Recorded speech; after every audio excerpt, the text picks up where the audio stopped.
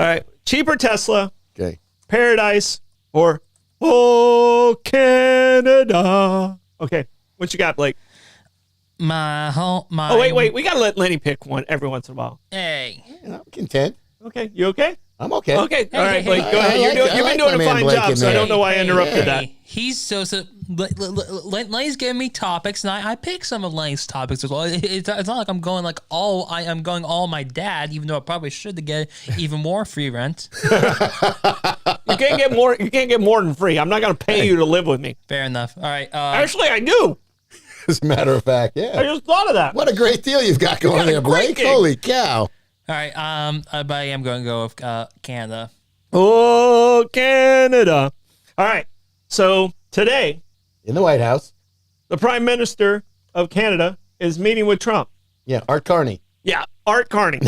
Yeah, what is his name? I know his Mark last Carney. name. Right. What's his name? Mark Carney. Mark Carney. All right. Mark Carney was talking some pretty big shit. He was talking real brave. All right. I did check, some of the stuff that Trump threw out there and all this stuff is the deficit against Canada to the U.S. and all that. Trump said it's like 200 billion. It's actually about 70 billion. Huge number still. Right. And the people that are defending Canada from the United States, I don't understand. And I need you to explain to me, because it's your side that's defending Canada, when their tariffs are 5 times what Trump proposed from tariffs from us to them, and they need us way more than we need them. Well, I don't know how much that's true. I mean, we can make our own aluminum, we can make our own steel, but we're going to have to, tear down every forest to get the soft lumber to build houses. What the hell are you talking about? Have you not seen the west coast of the United States? I have. You want to take all the oxygen out of the air? No, that is not true. See, that is a bullshit liberal thing. We have more trees in this country right now than we have in any other time in history. And they could go up and smoke at a moment's notice, especially in California. No, we put them out now. That's the difference. We put them out now. No, okay, California, you need to learn how to underbrush a little bit. Well, that would help. Rake those leaves. That would definitely help. Rake those leaves. Rake your leaves up a little bit. But if you look at a business deal and you're looking at this company to company, are you, as a business owner of Canada, coming in and talking that kind of smack to a guy who is notorious for winning negotiations? No, that's a little exaggerated, but okay. You got to realize this man won the election to become Prime Minister of Canada by knocking Trump and being anti-Trump, and that's what got him there. So if he stopped now, they'd have a recall. When he walks back with his hand in his hat, he's gonna look real silly. Hey, going back there. These trade deals are rolling right in. There was one that was just signed a couple days ago. Yeah, between Britain and India, not us. So I haven't seen any of these 200 trade deals that have already been signed up, ready to go yet. Well, there's reality and then there's Donald Trump's reality, and I don't think the twain meet. I can tell you this: everybody that he put a tariff on, it's reciprocal, right? Yeah. Is that what it is? Except for China. Except for China. Well, we banged the daylights out of them. China came in and said, well, we're not going to deal with you. Right. And Trump goes, all right, I'll give you to this date and I'm moving it up. I'll give it to this date and then I'm moving it up. When China starts saying, okay, we're about to lose, and we buy stuff from China with our company. All right. But I can tell you, China is going to have to fall into place. If they don't fall into place, they are going to be in trouble. Yeah. Because they don't have any other market the size of ours. They don't have anybody close to what the U.S. buys from them. All right. There will be ways it'll go through India, and there's ways that it always happens. But China is the one who's going to lose on this until they come to the table. And I can tell you, Carney, he's a high school pitcher pitching to Barry Bonds right now. Well, it depends on how much short-term pain the United States can handle, because right now the container ships that are coming in are half filled and the containers are half filled. So the ports are going to have no trouble handling the influx of containers, because there's going to be a dramatically lower number of them, and they're not even going to be filled. So there's not going to be products on the offloaded shelves. 3 full containers this week. Okay. So Yeah. Talk to me next week. Let me know how many the press has offloaded this week, because I know how many we offloaded. All right. Well, talk to me next week, because apparently the ships are empty. Yeah. Now, who's telling that story? Oh, it must be the lamestream media, and it's all fake news. Yeah. It is. Because there's, right. Come on. Yeah, no, come on. At a certain point in time, somebody's got to open their eyes, and it should be Donald Trump. Yeah, it's the left side that needs to open its eyes. You know what? You're bit. right. I need to go to Donald Trump's gas pump and get it for $1.98. Yeah. So, and it was so and great. When was the last time the man ever pumped gas? It was so great when Biden was in with the gas All pump. I'm just saying is he doesn't live in reality. Gas is $3. It's down under $3 now. You can get it for $2.95, $2.93. Mm-hmm. It's still not $1.98. He was talking raw, unrefined gas, not gas at the pump. Yeah. And the public doesn't care what unrefined gas costs. They cost what it goes into their car. It's 100% what goes into your car. Right. All right. So his number that he's throwing out there at $1.98 isn't real. No, it's not real, because it's taxed so much at such a high level. It's unrefined. It's not. That's not gasoline. It's coming in. It hasn't gone through the refining process yet. Well, and it's still also, not the end user. I'll put it to you that way. Also, we're moving from cold weather to warm weather, so there's a little transition there, and it will drop again. In actually in the next couple of weeks, you should see it drop about. Right. So if you're at a full tank, milk it a little bit. Right, hang on if you can. Milk it, you should, because you should be coming out of that. So I mean, I think it's going to be. I'm going to make this prediction by July 4th. I'm going to say it is, and you can write it down. I'm going to say gas will be around. Don't erase this table. Gas will be around the 260 mark. Blake, do you think that's too bold of a statement? I definitely don't think that's too bold of a statement. So, but I do wish Lenny He's the best. still not 198.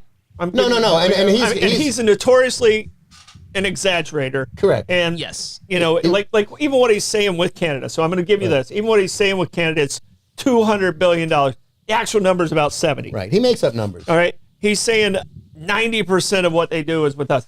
Actually, the number is 76%. Still a big number. Still a huge number. Still a big number. So even with those numbers, all right, say I am a small town business and you're my number one buyer. Okay. All right.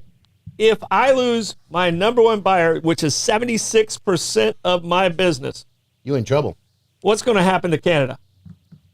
I don't think they're going to close their doors. Yeah. But that small businessman is. They are going to be, and they already are struggling.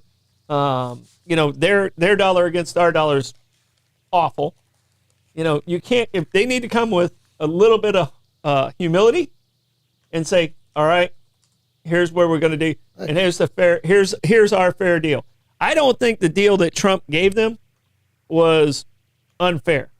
He has them at 25%. Everybody else who played nice went down to what number? 10%. 10%. Right. All right. They played nice. They're down to 10%. Mexico and Canada didn't play nice. They're at 25%. Good. China really didn't play nice. They're at 145%. Right. So I think Mexico and Canada are going to get to that 10%, but it might hurt us a little bit, but it's really going to hurt them. We'll see. So, and we're not playing for now. We're playing for future. The long game. It's the long game in this one. So, yeah. I'll give you Trump as he exaggerates. We've got to get to 2008 and survive. Yeah, we will. The people always find a way. That's true. I mean, believe me. Everyone says it's the worst. Pick paradise, Blake. Yeah. Yeah. I guess that kills tariffs too. I had that one on my list too. Okay. It was a doubleheader. Yeah. Nice. But I can tell you, Ernie Banks. I want to see, and tomorrow we're going to talk about how this meeting came out and how bold Carney was at that meeting and how much backlash that's going to have on it too. Well, Trump was making a point about, he had a meeting with a little guy and it didn't go so well. And he was obviously intimating the Zelensky meeting in the White House where Trump just wailed on him, and then J.D. Vance piled on because he's a bully, and they kept going from there. Yeah, that was an orchestrated attack. Of course it was. Yeah, it's all theatrics. Donald Trump lives in the land of reality TV, not in the land of reality, and that is just a statement that I will live with forever because it makes perfect sense. Well, he is living out his book. Yeah, The Art of the Deal. Blow everything up, piece it back together, so that the deal works best for you. For him. Yeah. Not necessarily for us, but for him. You got to I realize can't- that. The No, man, it is out for himself. He's not out for the United States. I believe he is a very narcissistic human being. Yes. But I believe his business, he is there to make our country a better and bigger business. And we're going to get more return from our money. It's the long game.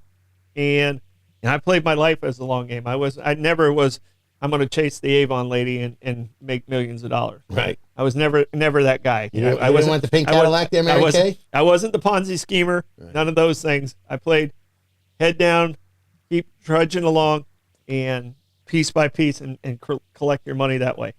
Look, at the back end of this, Donald Trump is, first of all, this week he's not running for a third term. That'll change next week, maybe not.